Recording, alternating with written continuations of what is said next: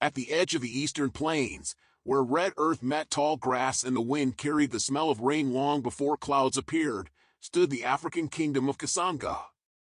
It was not the richest kingdom on the continent, but it was orderly, disciplined, and proud of its traditions.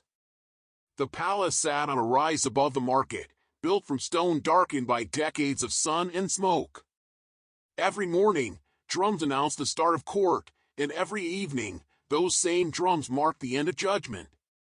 The people of Kasanga believed in structure. They believed that a strong ruler kept chaos away. And for many years, they believed that King Tare was that ruler. He had inherited the throne young, sharpened by responsibility and surrounded by advisors who praised his decisiveness. He spoke clearly, moved quickly, and never hesitated in public. To many, this looked like strength. To others, quieter ones who stood at the edges of crowds, it felt like something unfinished, like a door that closed before you could step through it. King Tare did not see himself as cruel. In his own mind, he was efficient. He believed delay weakened authority, that hesitation invited rebellion, and that a king who listened too long would drown in excuses. His father had ruled slowly, carefully weighing every word, and the kingdom had suffered during those years from indecision and rivalries. Tare promised himself he would be different. When disputes came before him, he listened just long enough to grasp the shape of the problem, then delivered judgment with finality. Advisors learned not to speak in circles. Petitioners learned to choose their words carefully. Some even rehearsed, trimming their pain into something short and sharp, hoping it would survive the king's impatience. From the throne, Tare saw results. Lines moved faster. Fewer people dared to argue. Silence, he believed, was proof of order. What he did not see were the conversations that happen after people left the palace, or the quiet ways injustice lingers when it is rushed. By the palace gate stood Sephew, a middle-aged servant whose role was so ordinary it was almost invisible. He announced names, opened doors, and watched. That was all.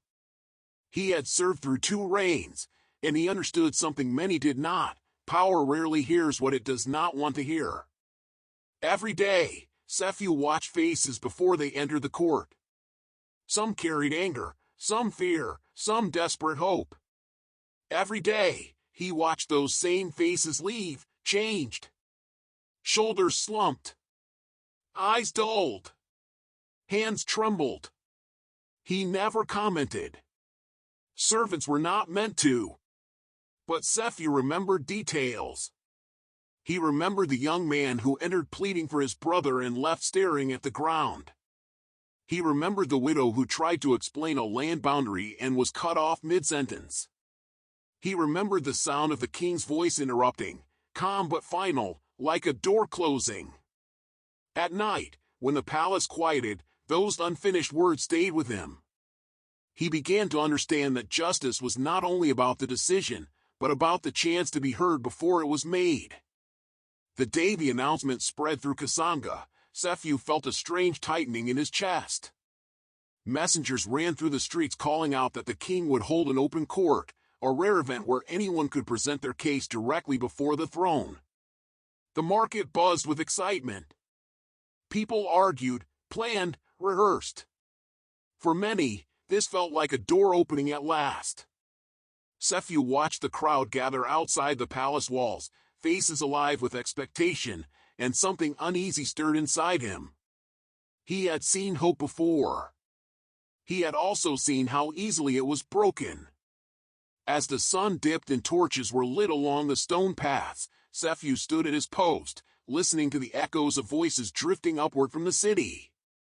He did not yet know what would happen the next day, but he sensed that Kasanga was standing on the edge of something important. Not a war. Not a rebellion. Something quieter.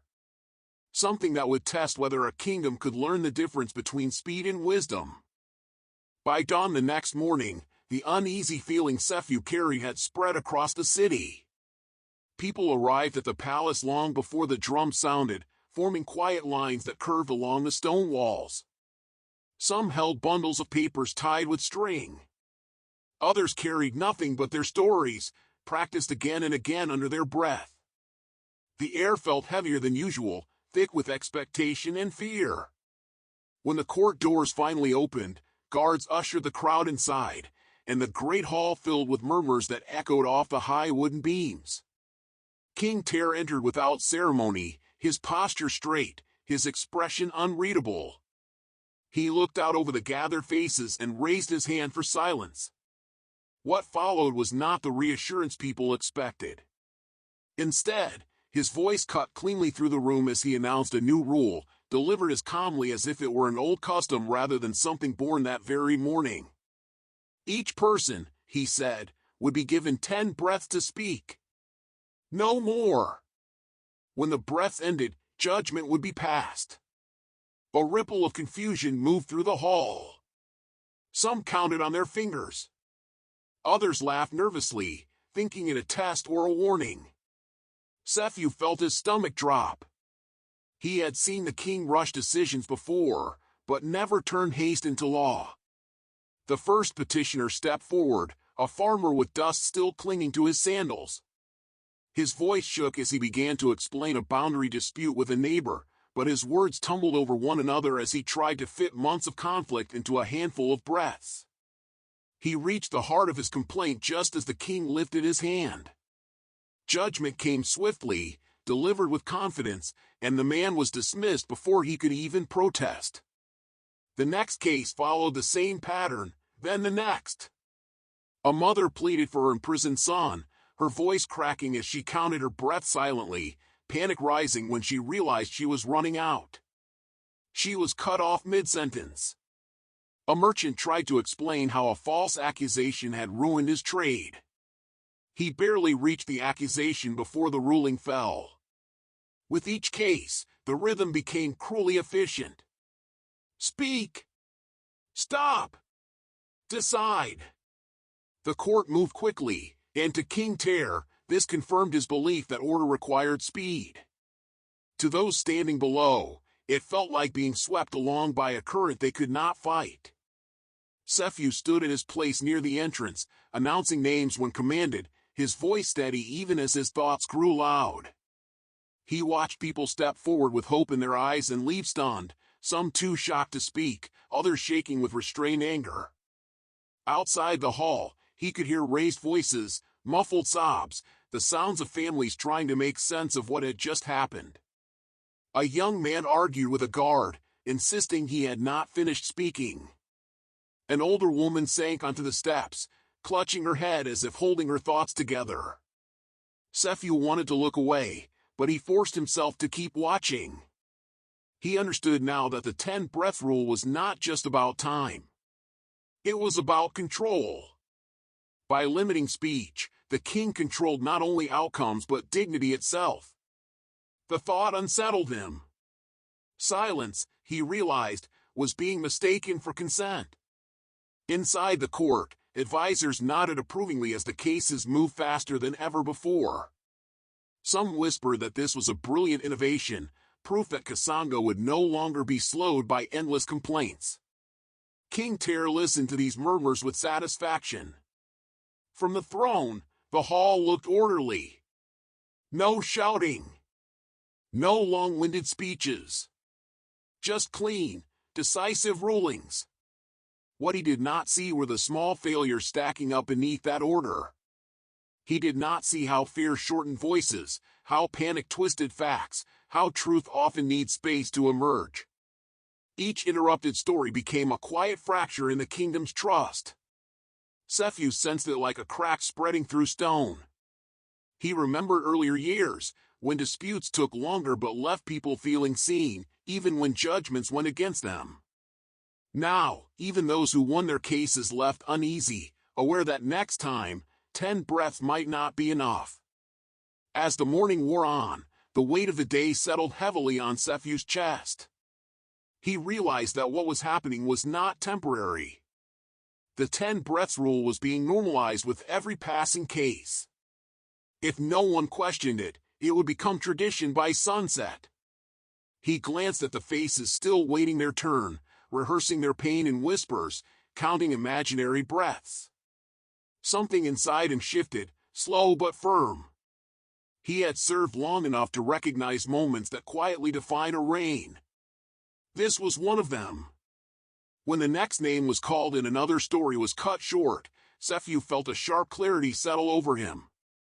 Silence, he understood, was no longer neutral. By saying nothing, he was helping this new law take root.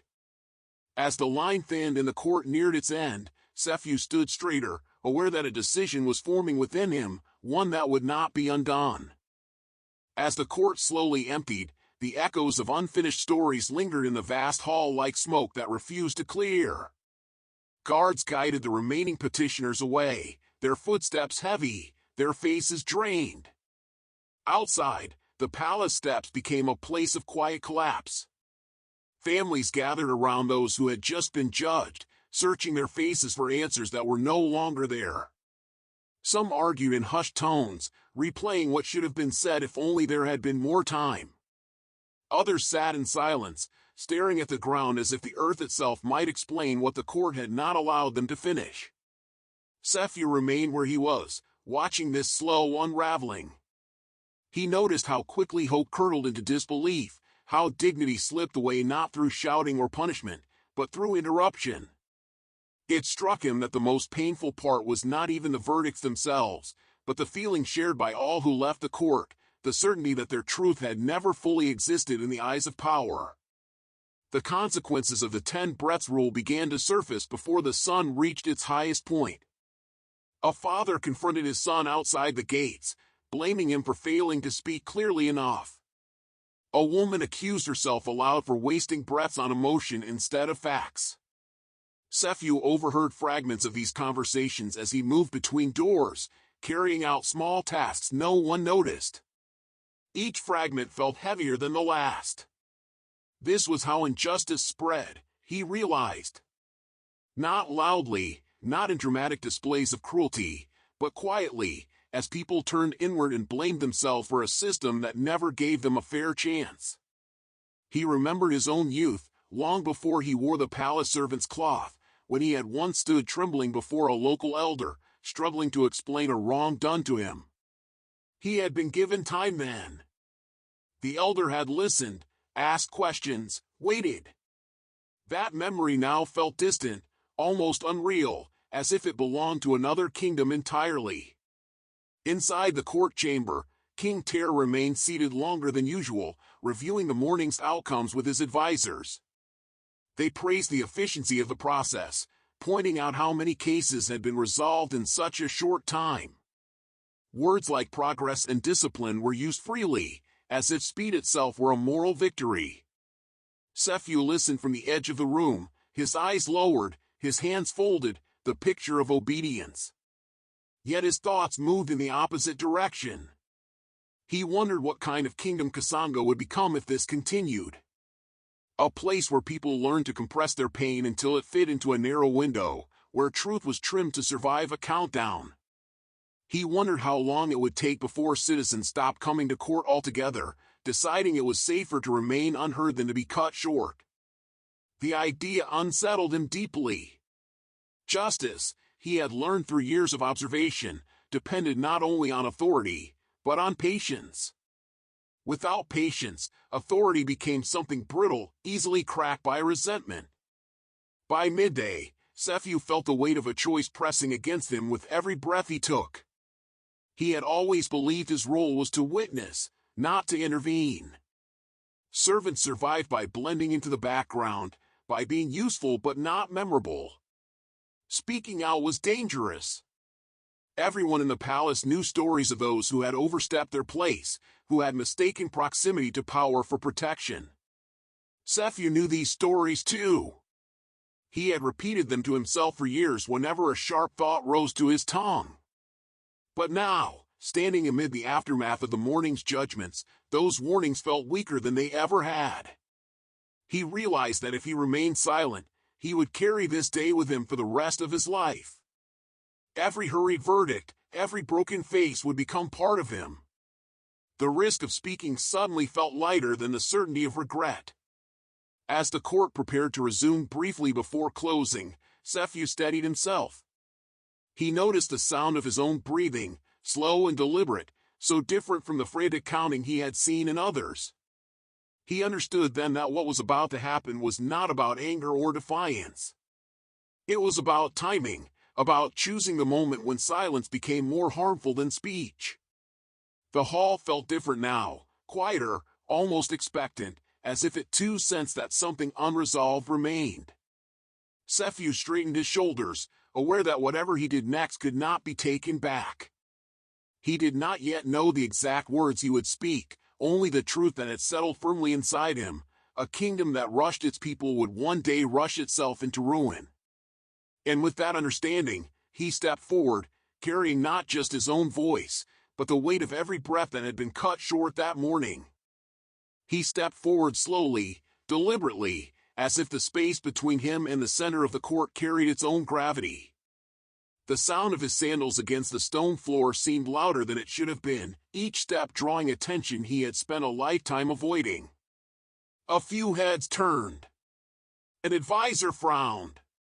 One of the guards shifted his weight, uncertain whether this movement was allowed. Cepheus stopped at a respectful distance from the throne and lowered his head, but not too low. Not this time. King Tare noticed him then, really noticed him, not as part of the furniture of the palace but as a man standing where petitioners stood. There was a flicker of irritation in the king's eyes, followed by curiosity. "Why is the court not cleared?" the king asked, his voice calm but edged. Cepheus answered before anyone else could. He spoke evenly, announcing nothing, requesting nothing, simply claiming the moment. The room tightened around his words. When the king demanded to know who he was to interrupt the proceedings, Cepheus told the truth without ornament. He said he was the one who watched the faces before and after judgment. He said he was the one who stood at the door and saw what haste left behind.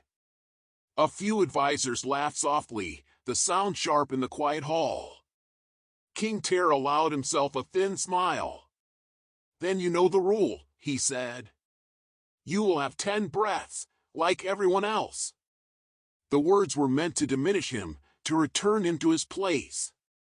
But Cepheus did not step back. He did not count.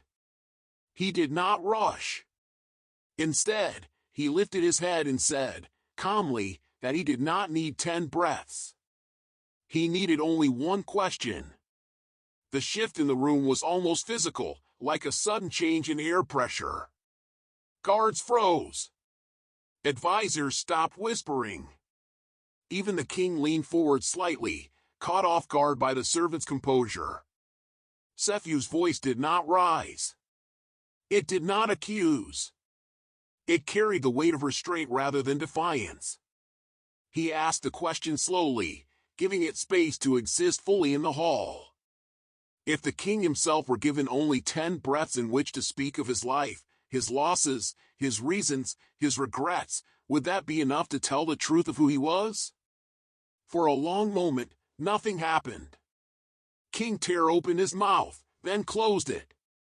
The confidence that usually wrapped him so tightly loosened, just enough for something else to show through.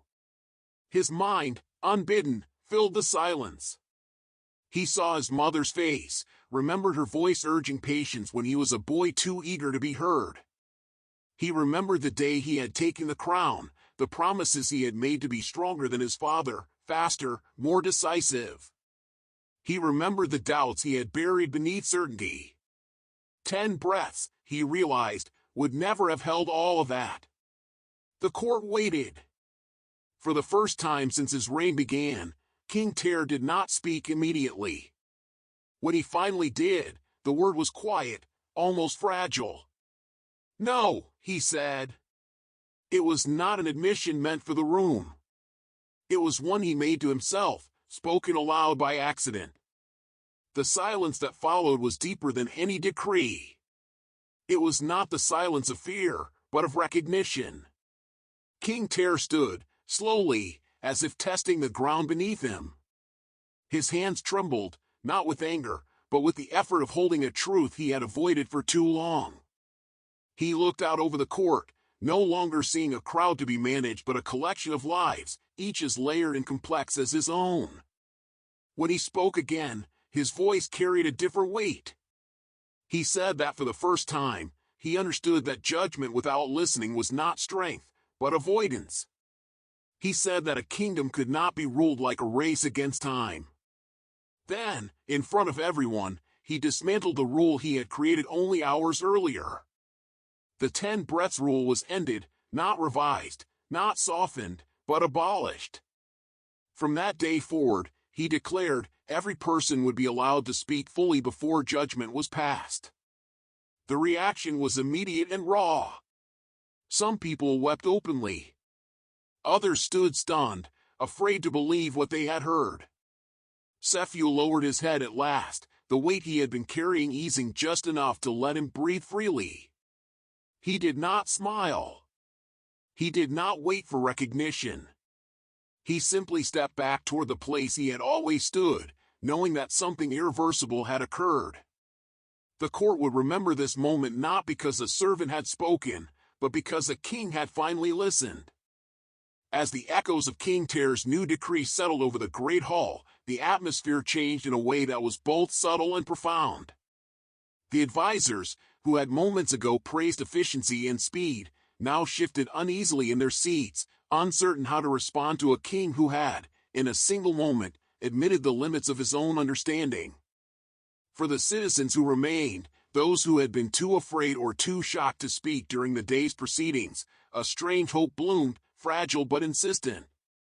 They dared to believe that the kingdom might finally offer a space where their voices mattered not in measured counts of breaths, but in full, uninterrupted truth.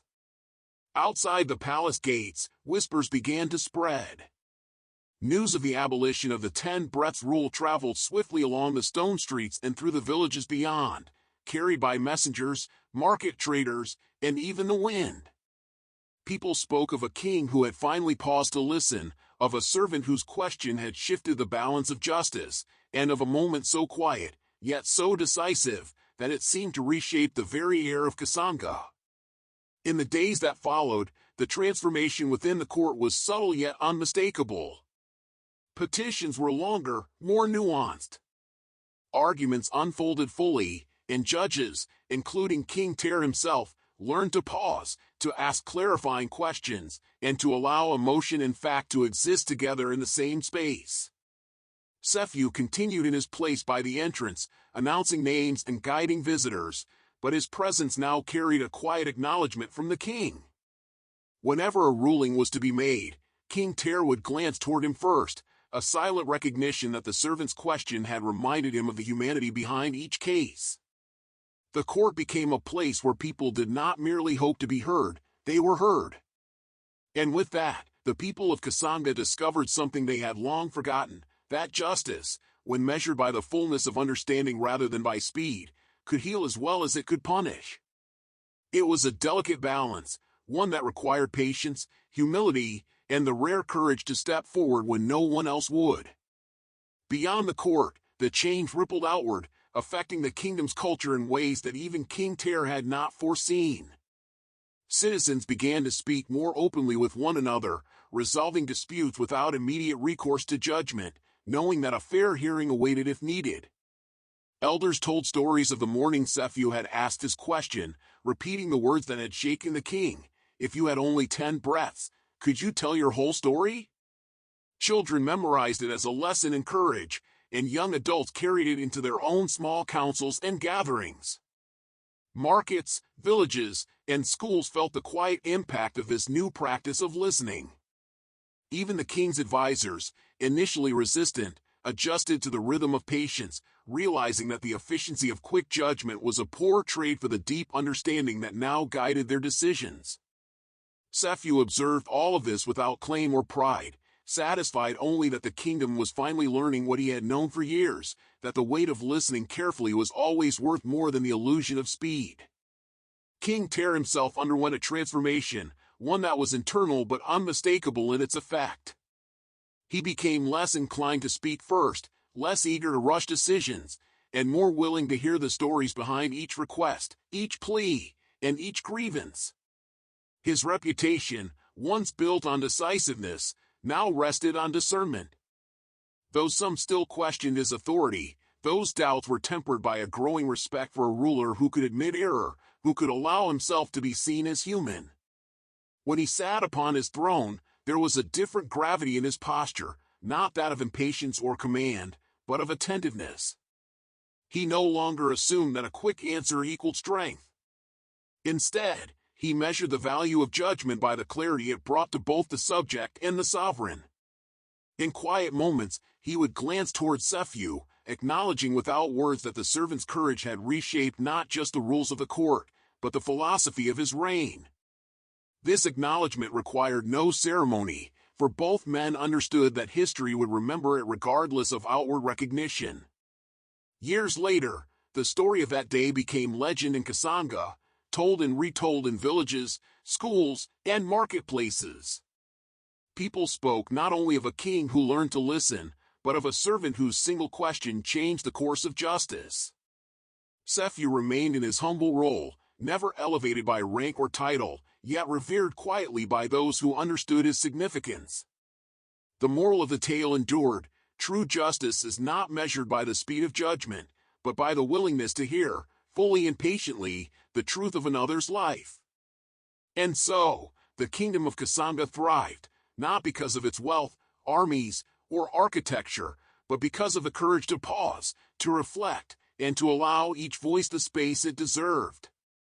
Citizens would tell their children, and children their children, that the greatest law of the land was not written by a king, but was born from a single question, asked with quiet clarity, in the presence of power, that reminded all who heard it what it meant to truly listen.